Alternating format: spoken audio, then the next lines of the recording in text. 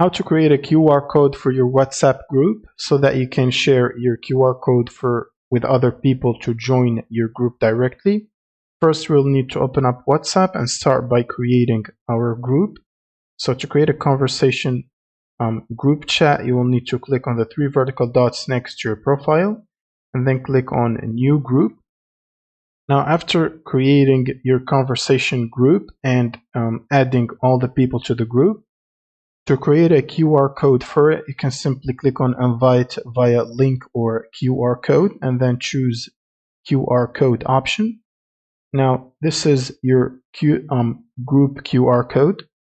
Now you can simply take a screenshot of this QR code and share it with other people, or click on the share button right here on the top. And this should allow you to share it with other people via WhatsApp or via messages, via social media and stuff like that.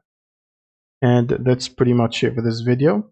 Now the other person needs to scan this QR code with their WhatsApp application to join your group chat. And that's pretty much it. Subscribe if you found this helpful, and see you in the next one.